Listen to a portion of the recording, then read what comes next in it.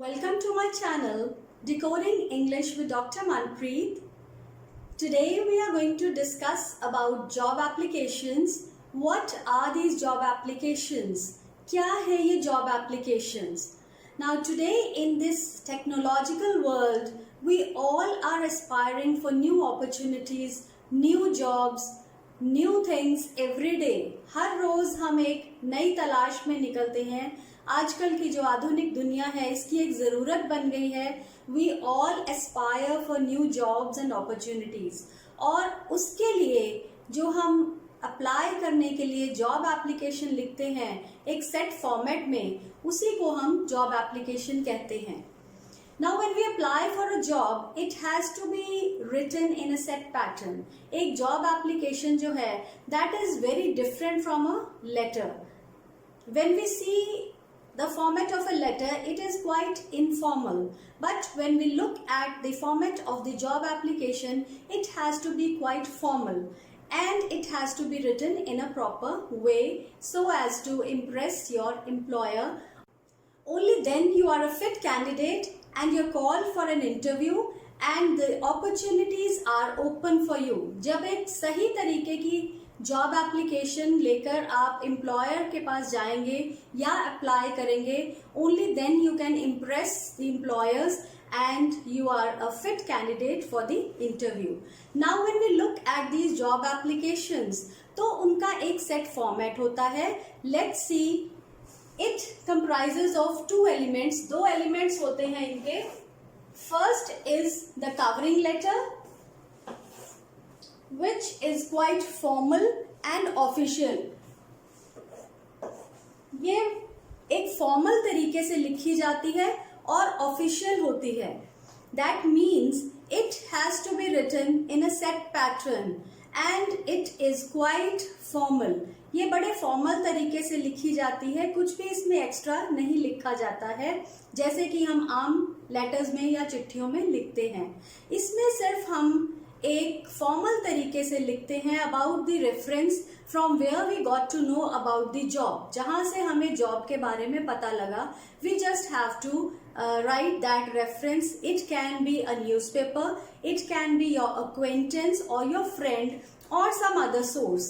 So हम बस उस source को mention करते हैं और employer को एक letter के रूप में लिखते हैं कि हमें यहाँ से पता लगा है that there is a job vacant in your institution or a firm or an office and I think that I am a fit candidate for the same. बस इतना ही उसमें लिखा जाता है. Just requesting that I am offering myself for this job.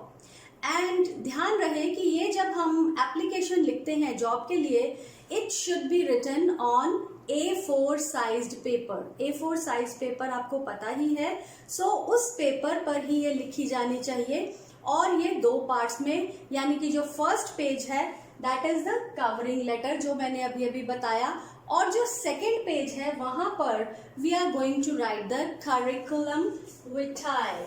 Now what is this curriculum vitae? This is the CV. CV आपने आम ही सुना होगा, या फिर resume या फिर biodata. These are all one and the same thing. एक ही बात है, चाहे उसको आप curriculum vitae कहें या resume कहें या उसे बायोडेटा कहें. Now what is this CV or the resume?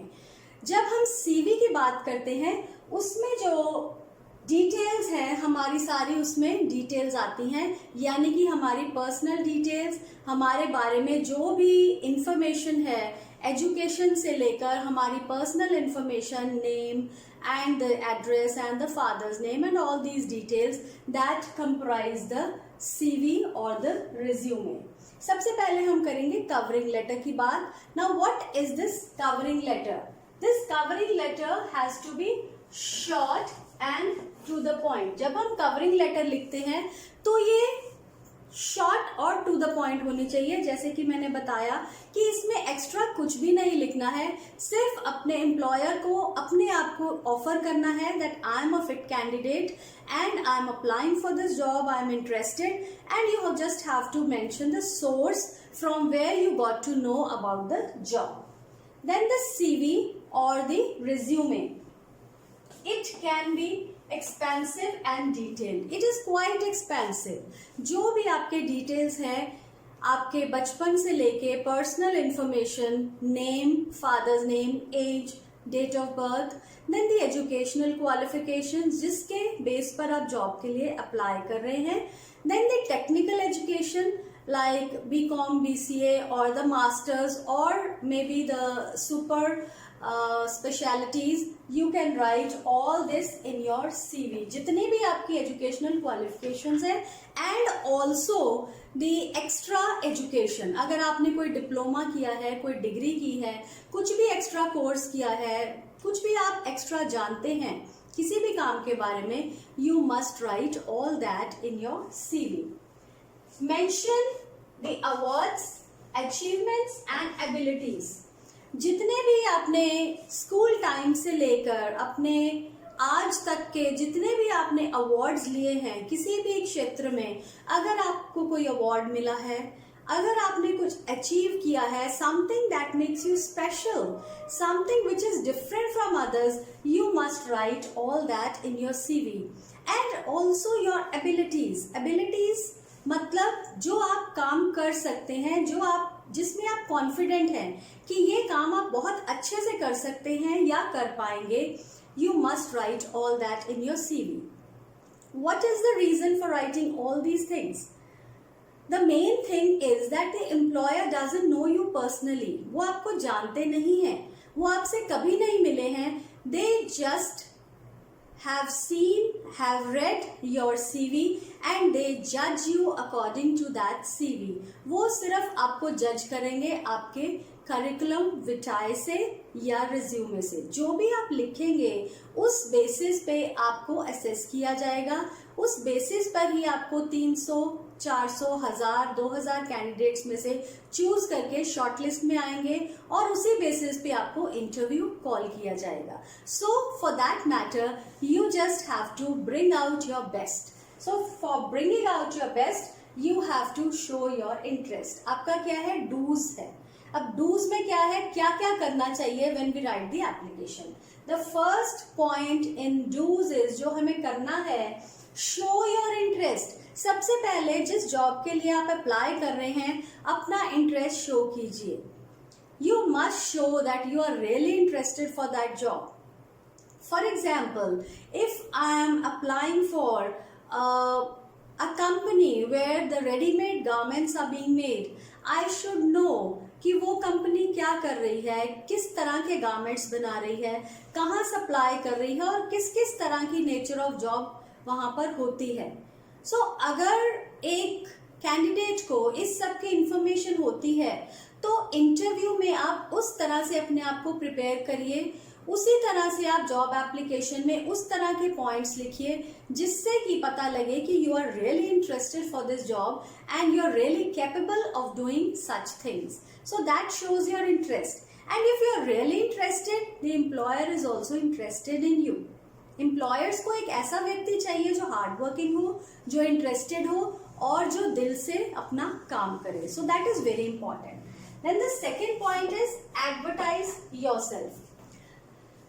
Now this job application is just not an application, it is kind of advertisement.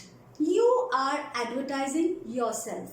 आपके अंदर ऐसा क्या है जो सिर्फ आपको ही इस जॉब के लिए रखा जाए.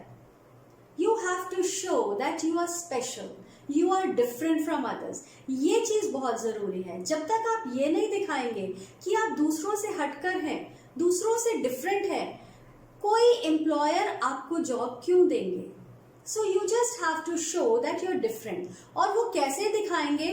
Bye showing your interest, by showing your achievements, by showing your awards, by showing what you have done so far. जो अभी तक आपने किया है, छोटी से छोटी चीज जिंदगी में या पढ़ाई में या कहीं भी आपको कुछ डिस्टिंग्विश्ड पर्सन का अवार्ड मिला है या कोई भी डिस्टिंग्विश सर्टिफिकेट है, कुछ भी है आपके पास, आप उसे जरूर शो कीजिए.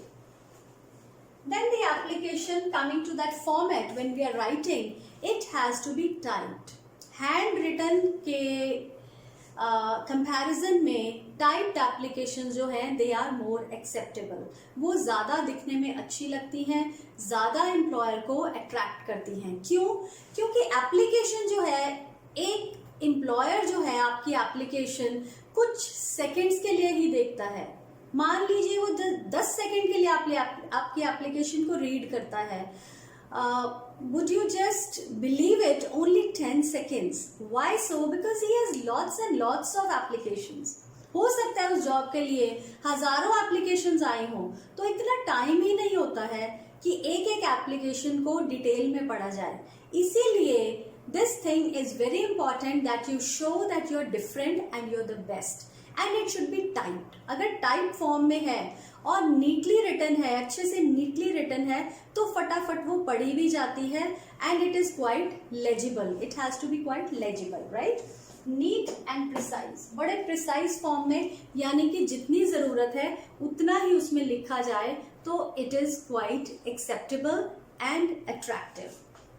Then the don'ts of the application, कुछ ऐसे पॉइंट्स हैं जो हमें नहीं करने चाहिए। वो क्या है? The application has to be error free.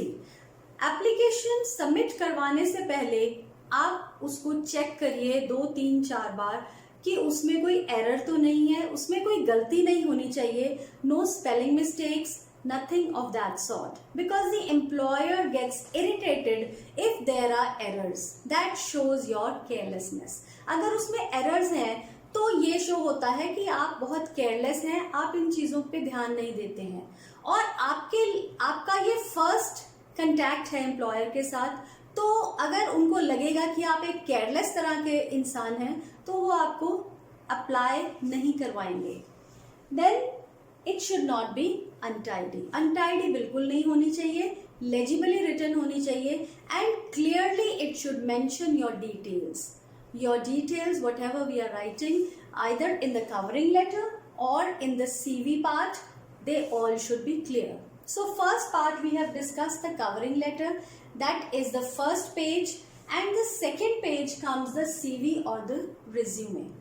Now when we writing job application, तो जो CV या resume है, some applications are written in a simple format, जिसमें कि वो एम्प्लॉयर को ऐसे भी लिखा जाता है that you are applying for a job, और उसी में आपकी पर्सनल डिटेल्स लिख दी जाती हैं, जैसे कि हमने यहाँ से एजुकेशन ली है या आपके पर्सनल डिटेल्स हैं, उसमें थोड़ा बहुत अपना नाम और एजुकेशन और जिस बेस पे आप अप्लाई कर रहे हैं वो एप्लीकेशन में ही इंक्लूड हो जाता है।